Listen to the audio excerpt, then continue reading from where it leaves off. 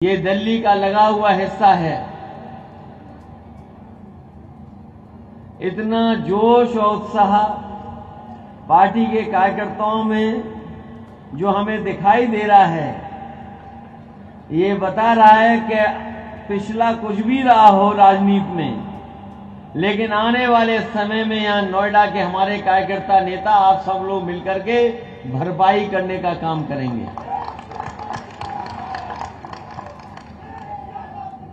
ये नोएडा न जाने कहां पहुंचा जा रहा है। कई बार लगता है कि आसपास के जितने भी इलाके हैं उनसे आगे निकल जाएगा। अगर हम उत्तर प्रदेश को देखें तो दिल्ली से लगा हुआ हमारा जो क्षेत्र है कुछ मामलों में तो बहुत आगे है, बहुत आगे चला गया है। और अगर नोएडा के रहने वालों को देखें तो न केवल उत्तर प्रदेश के यहां लोग रहते हैं, बल्कि मैं समझता हूं देश के बड़े पैमाने पर लोग यहां पर रहते हैं। जो प्रतिष्ठा, जो इंफ्रास्ट्रक्चर जो बना हुआ दिखाई दे रहा है, जहां हर सरकार की कोशिश रही है कि इस इलाके को बेहतर करें, वहीं मैं ये दावा कर सकता हूं, कह सकता हूं कि अगर सबसे ज्यादा नोएडा और नोएडा के आसपास के इंफ्रास्ट्रक्चर को बेहतर करने के लिए अगर किसी ने योजना बनाई या उस समय की योजनाएं बनी हुई जो आज लागू होती हुई दिखाई दे रही हैं, उसमें समाजवादी पार्टी की सबसे बड़ी देन है।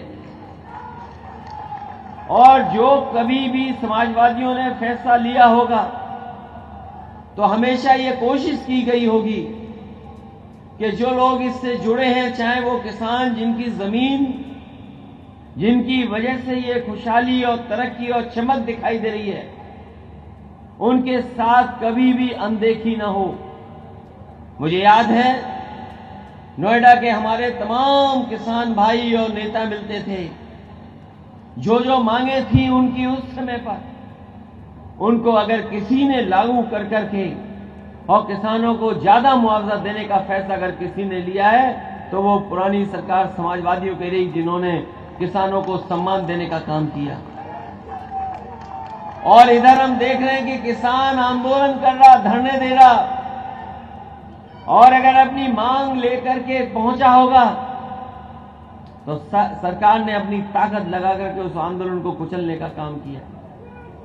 यहां हमें तमाम नौजवान दिखाई दे रहे हैं या किसान नेता, जो किसान नेता जुड़े हुए हैं, वही ऐसे भी लोग हैं कभी कभी अपनी पीठ और हाथ दिखाते हैं कि लाठी देखो हम लोग खा करके आए हैं, लेकिन किसान के आंदोलन को हम लोग कम नहीं होने दे रहे, न उस आंदोलन को पीछे हटने दे रहे।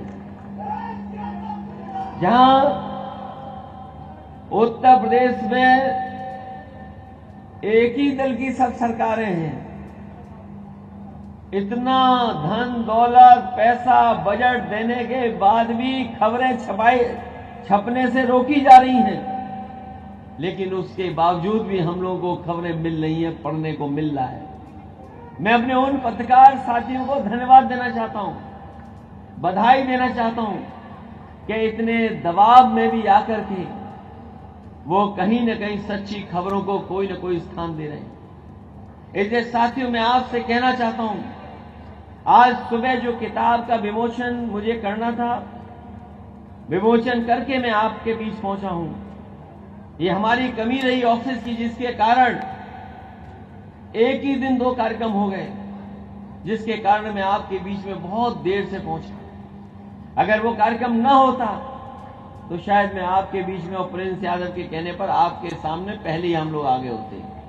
लेकिन उसके बावजूद भी यहां शाम हो गई है, दूर दूर से लोग आए हैं और इतनी बड़ी संख्या में अभी भी मौजूद हैं। मुझे भरोसा है कि आने वाले समय में जो समाजवादी रास्ता है उसको आप लोग मजबूत करेंगे।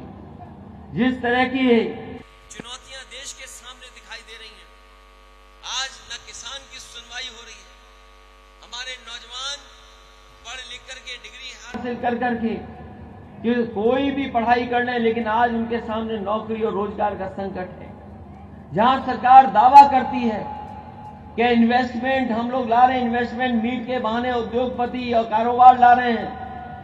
लेकिन सच्चाई यह है कि जितने एमओयू साइन हुए हैं उन एमओयू का 10% भी अभी जमीन पर नहीं पहुंचा है। दिखाने को तो सरकार ने बड़े बड़े सपने दिखाए कि हम 5 लाख करोड़ का इन्वेस्टमेंट ला रहे हैं, उत्तर प्रदेश को $1 ट्रिलियन की इकोनॉमी को बना रहे हैं। लेकिन जिस रास्ते पर उत्तर प्रदेश चल रहा है उससे मुझे नहीं लगता है कि हमारा उत्तर प्रदेश कहीं आगे बढ़ रहा है।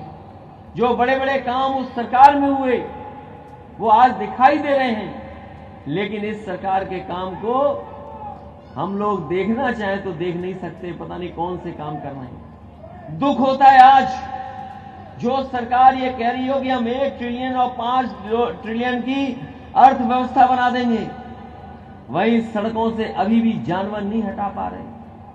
कोई कल्पना कर सकता है कि उत्तर प्रदेश में कोई दिन ऐसा नहीं जाता जिस दिन जानवर के टकराने से किसी की जान न जाती हो। हर दिन एक किसी की जान जा रही है। और हमने और आपने तो आज के जमाने में तमाम वीडियो देखे होंगे जहां पर कहीं न कहीं से कोई एक घटना ऐसी आती है, ऐसी दर्दनाक घटना आती है कि कोई व्यक्ति अपने परिवार के साथ जा रहा है और कहीं से कोई जानवर आया, गाड़ी टकराई और जान चली गई। पूरे उत्तर प्रदेश में जब से भारतीय जनता पार्टी की सरकार आई है कोई न कोई जगह घटना हो रही और कम से कम एक व्यक्ति डेली जान खो रहा है केवल जानवर की वजह से। लेकिन सरकार को कोई परवाह नहीं। इधर समाजवादियों ने और देश के पैमाने पर बड़े बड़े दलों ने मिलकर के और बड़े दल सब राष्ट्रीय दल से लेकर के और क्षेत्रीय दल जिनकी दूसरे प्रदेश में भी सरकार बनी है, सभी विपक्षी दलों ने मिलकर के इंडिया गठबंधन बनाया है। और ये इंडिया गठबंधन वो है जो भारतीय जनता पार्टी को हटाने का काम करेगा। और इसके साथ साथ समाजवादियों ने जो रणनीति दी है पीडीए की, हमें उम्मीद है कि इंडिया का साथ पीडीए का साथ होगा इंडिया के साथ, और इनका हम मुकाबला कर करके एनडीए को पीडीए ही हराएगा जो हमारी रणनीति है इंडिया गठबंधन में। इसलिए जहां नोएडा पीछे रह जाता है, मुझे पूरा भरोसा है नोएडा इस बार पीछे नहीं रहेगा। नोएडा और दूसरी जगह जिस तरीके से पार्टी अपनी ऊंचाइयों पर पहुंच रही है, यहां के भी नेता कार्यकर्ता मिलकर के और समीकरण बना करके इस भारतीय जनता पार्टी का मुकाबला करने का काम करेंगे। यहां नोएडा में लोग जो हैं हमारे समाजवादी साथी हैं, वो भी जाति जनगणना चाहते होंगे। बताओ आप लोग जाति जनगणना चाहते हो कि नहीं चाहते हो? और जो लोग इस ताकत से घबरा रहे हैं वो जाति जनगणना नहीं चाहते हैं। और मैं कह सकता हूं इस बात को, अगर कोई समाज को जोड़ने का काम करेगा तो वो जाति जनगणना है। और जाति जनगणना के साथ साथ जब सामाजिक न्याय होगा तो समाज अपने आप जुड़ता हुआ दिखाई देगा। जब तक जाति जनगणना नहीं होगी तब तक कोई तरक्की और खुशहाली जिन्हें हम पहुंचाना चाहते हैं हम नहीं पहुंचा पाएंगे। इसलिए आज के मौके पर जहां पर इतना शानदार कार्यक्रम हुआ है, सुबह से ही कार्यक्रम चल रहा, उसके बाद भी नहीं हुआ है, मैं आप सबका बहुत बहुत धन्यवाद और आभार प्रकट करता हूं। एक बार फिर मैं प्रिंस यादव और उनके सहयोगी साथियों को बहुत बहुत धन्यवाद दूंगा, बधाई दूंगा।